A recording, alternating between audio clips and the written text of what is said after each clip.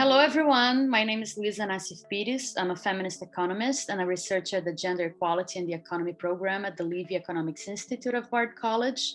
And I want to start by thanking Emily May from Hollaback and Marina Durano from the Open Society Foundation for accepting Think Olga's invitation to participate in this conversation today. I also want to thank Think Olga for organizing this talk and inviting me to mediate it. Today, we'll be talking about gender-focused public policy. We'll discuss the challenges that austerity policies create with a special focus on the care economy and on domestic violence. Emily and Marina, thank you so much and welcome. I would like to start by asking each of you to tell me a little bit about your work and about yourselves. I work in the Women's Rights Program at the Open Society Foundation, as you have mentioned, and the work that I've been doing is really on the grant-making side, where I was supporting feminist movements and workers' movements to build a care economy in various countries. My name is Emily May. I'm the co-founder and executive director of Hollaback. We are working to end harassment in all of its forms. We started off really focused on street harassment, sexual harassment in public space. How do you think that the Trump administration has impacted the gender agenda in the United States? What did that mean for progressive feminist movements? Trump did is really drew the line very clearly between what we say and the violence that creates in our hearts, in our bodies, and in the world. And so I think as he drew that line, we started to see Black Lives Matter, we pop up again and again and again. We saw Me Too come to the fore. We saw the rise in anti-Muslim harassment peak. Right now we're seeing the rise in anti-Asian harassment peak. And we saw it happen again and again and again. And I think people really started to see what you say matters. What you say matters if you're in the highest office in the land, of course, but what you say what you say to your friends matter, what you say to your coworkers matter, what you say on the street matters, right? That all of this matters. And I think that it really paved the way for people to recognize that harassment in and of itself matters. It doesn't have to be directly attached to violence. Microaggressions matter, and that they are worthy of the public's attention. Marina, you have done extensive work on the care economy, and I would like to first ask you to talk a little bit about the care economy for those that don't know much, its gender dimensions, and then, of course, how do you think that 4 years of Trump's administration have impacted the care economy? And so the care economy is asking all of us to recognize that this is work. It takes up time. It is an obligation as much as a responsibility. It is also something that involves our feelings. There is an emotional content to the act of caring. And a lot of that is attached to our expectation of what is good quality care. Oh, that nurse cares for me because there was attention was given, that extra smile that we acknowledge as important. So it's both the physical act of helping someone, supporting someone, but also the emotional content inside you to show and demonstrate that you are interested in seeing healing and well-being, just the broad outcomes of well-being. I would like to look at this more from a global racial angle. And right now, where we're at in the pandemic, a year on, the challenges around vaccination, access to vaccine, big pharma, controlling intellectual property rights, preventing those of us in the developing world to even see the first wave of vaccinations is itself, to me, a racist phenomenon. Right? We don't talk about it in that way. We think it's all capitalist, but racism and capitalism are all tied together, and it's just impossible for me to separate the two of them in any real way. You cannot talk about capitalism without discussing its racial tendencies, if not its racial nature. So that's where I'm really looking at or trying to understand how we are experiencing the pandemic, but also how we are trying to solve the pandemic, being both racist and capitalist at the same time. But I have faith in the feminists And that's what I'm really looking to in terms of moving forward, and how the feminist movements can lead to alternative solutions and a different way of constructing the world. We know that the COVID-19 pandemic, we have observed that it has had huge impacts on domestic violence, on the numbers of domestic violence increase all around the globe. If you want to comment a little bit on that, did you observe that? How did that impact the work on Hollaback itself? And what were the main obstacles and difficulties in terms of policy making during this time, specifically for domestic violence? I think that what we have seen is, an interesting case study where a lot of progressives were like, okay, Trump is shouting this stuff from the rooftops. We get rid of Trump, we get rid of the hate and harassment. All right, we got rid of Trump. We did not get rid of the hate and harassment whatsoever. Trump, was speaking to a festering wound in this country's history, and was encouraging that festering, not healing it. And so what we're left with now is an increase in all of these forms in hate and harassment, because that hate and harassment has been emboldened over the past 4 or 5 years. What I will say is that in tandem with that hate and harassment also lies the incredible resistance and resilience of communities that we have seen. What kind of public services the U.S. offers to assist women that are victims of harassment or domestic violence? And if there has been changes with Trump's administration, and after that, more or less, what have you been observing?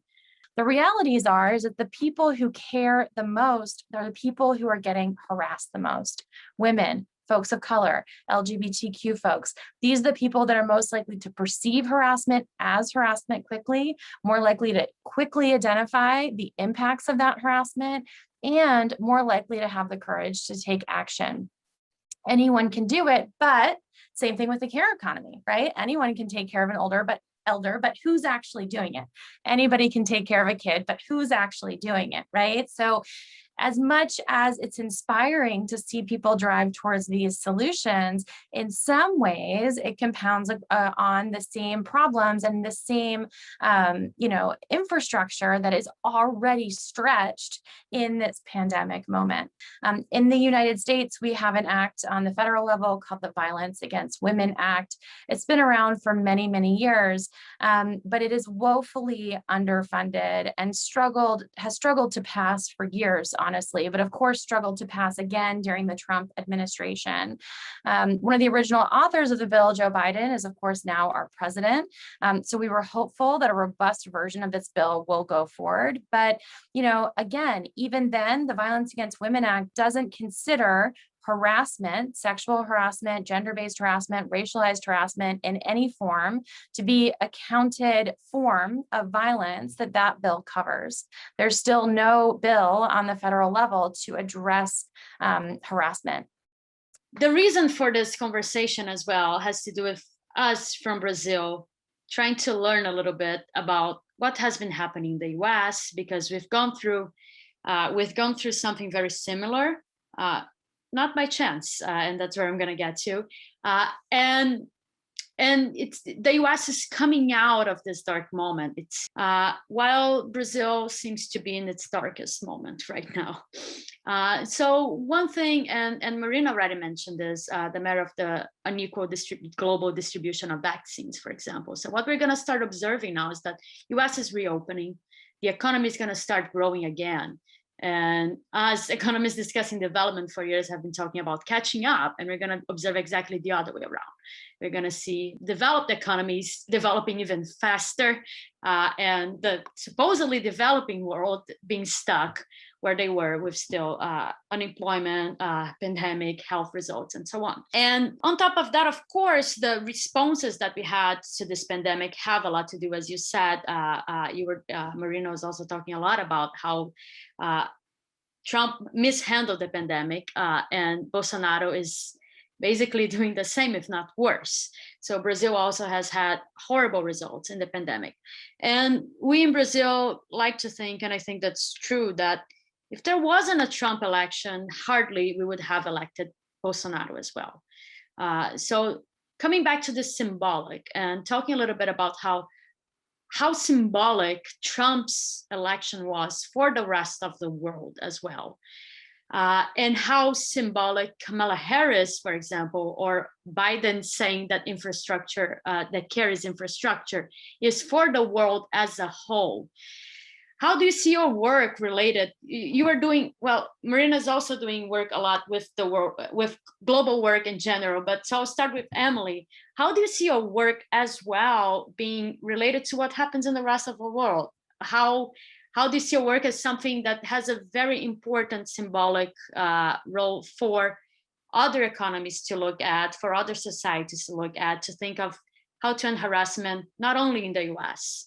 I hope that some of the light of this new administration extends globally. I believe that we are resilient as humans. And I also believe that we are intrinsically interconnected with one another, that it's not just the symbolism of what we see on TV, although that is part of it. It is also the many ways in which we are just energetically forever intertwined in all that we do. And when one of us falls, the rest of us tumble.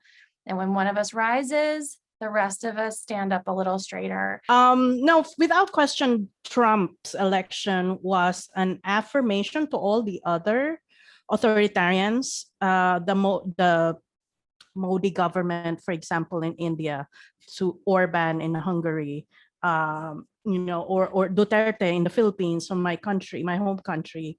That seemed to be an affirmation that to them was like, oh, okay, that I'm in good company, and there was probably, and I don't know, you could fact check me on this, but I feel like they were even copying each other's approaches, and in terms of the harassment of women leaders, they were all just doing that, and so so that's, like I said, the symbolism becomes material at some point.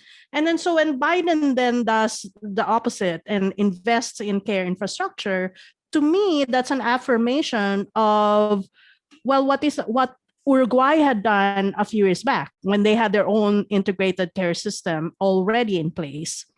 What Biden is doing is affirming the direction that Argentina is taking right now, where they are drafting a federal integrated system of care. It's in process. I hope that it becomes an affirmation for the Chilean constitutional process, where maybe we can put in care as work, as valuable as contributing to well-being, perhaps as a right in a constitutional process. I don't know, maybe, I cross my fingers. It's all up to the feminists, but that's it. That's exactly the point. How we get there is very important. So the movement building that we do, the feminists in Argentina, admirable what they have done with the femicides in 2015, hashtag ni una menos, becoming a political force to a very gender-friendly, worker-friendly government at this moment, is worth not just affirming, but worth really understanding and hopefully emulating, for our own governments where we are from. But you see, to me, the value there, as far as at least Argentina is concerned, is both the feminist movements and the workers' movements. Thank you so much to the two of you for this amazing opportunity to have this talk. I just want to thank you all for having me on this amazing conversation.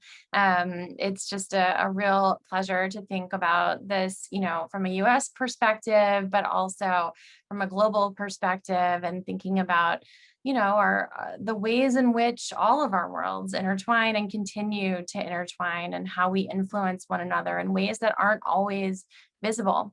And if we make that visible, do we make different choices? I think is an interesting question I'm really taking away from this conversation. And I'm really sorry for my dog, but No, life. I think